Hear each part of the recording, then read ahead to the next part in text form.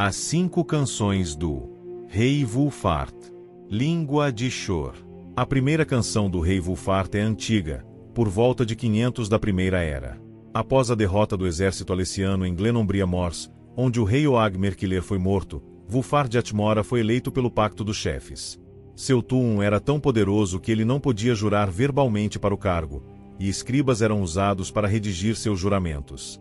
Imediatamente depois, os escribas escreveram a primeira nova lei de seu reinado, uma reintegração ardente do panteão nórdico tradicional. Os editos foram proibidos, seus sacerdotes colocados na fogueira e seus salões incendiados. A sombra do rei Borgas havia terminado por um período. Por seu fanatismo, o rei Wulfart foi chamado de Língua de Shor e Ysmir, Dragão do Norte. Filho de Caine. A segunda canção do rei Wulfart glorifica seus feitos aos olhos dos deuses antigos. Ele luta contra os orcs orientais e grita seu chefe para o inferno. Ele reconstrói o 418º degrau de High-Rotar, que havia sido danificado por um dragão. Quando ele engoliu uma nuvem de tempestade para impedir que seu exército pegasse um resfriado, os Nords o chamaram de Sopro de Caine. Batedor Velho. A terceira canção do rei Wulfart fala de sua morte.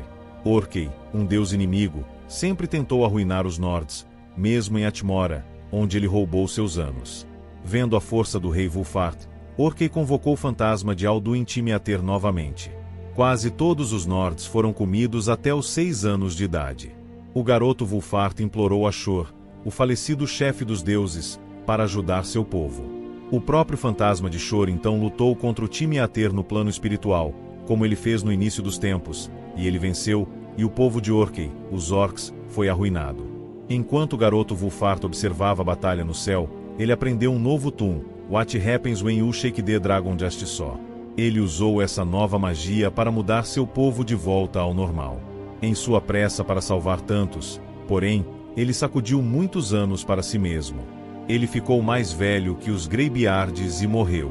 Dizem que as chamas de sua pira atingiram o próprio coração de Caine. O Rei das Cinzas. A quarta canção do rei Wulfart fala sobre seu renascimento. Os anões e demônios dos reinos orientais começaram a lutar novamente, e os Nords esperavam que pudessem recuperar suas antigas posses por causa disso. Eles planejaram um ataque, mas desistiram, sabendo que não tinham um rei forte para liderá-los.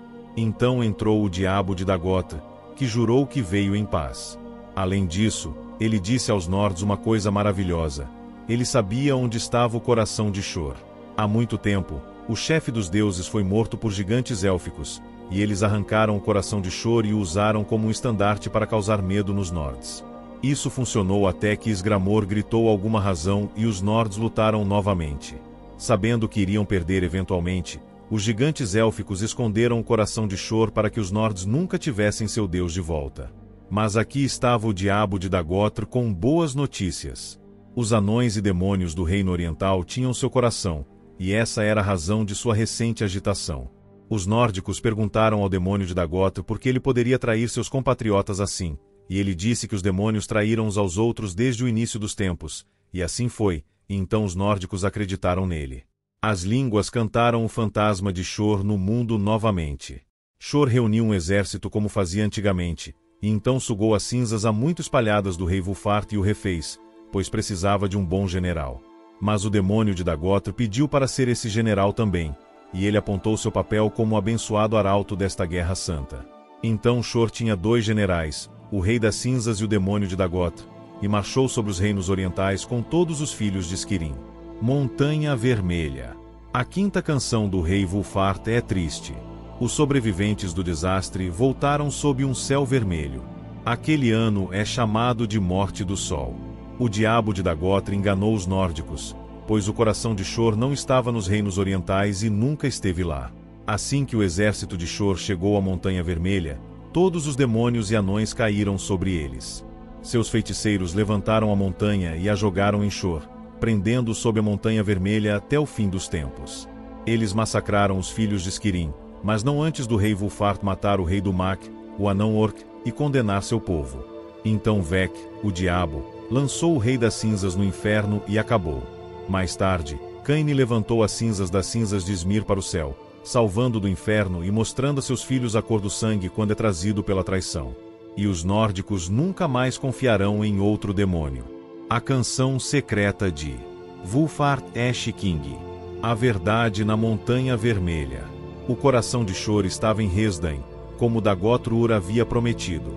Quando o exército de Shor se aproximou da margem mais ocidental do mar interior, eles olharam para a Montanha Vermelha, onde os exércitos Dwemer estavam reunidos.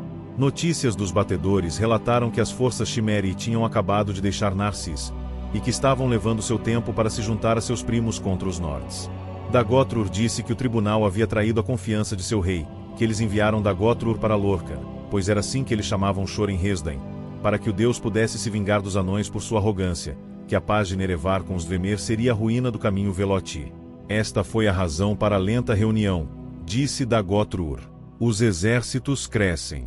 E Lorkhan, pois era assim que chamavam Shor em Resdain, disse: eu não me vingo dos anões pelas razões que o tribunal pode acreditar que eu faço. No entanto, é verdade que eles morrerão por minhas mãos, e qualquer um que se aliar a eles. Este Nerevar é filho de Boetia, um dos padomaicos mais fortes. Ele é um herói para seu povo, apesar de seu tribunal, e ele reunirá o suficiente para que esta batalha seja ainda mais difícil. Precisaremos de mais do que temos. E então Dagoth-Ur, que queria os anões tão mortos quanto o tribunal, foi até Kogoran e convocou sua casa Shaptil, seus cães Nix, seus magos, arqueiros, seus homens roubados de bronze.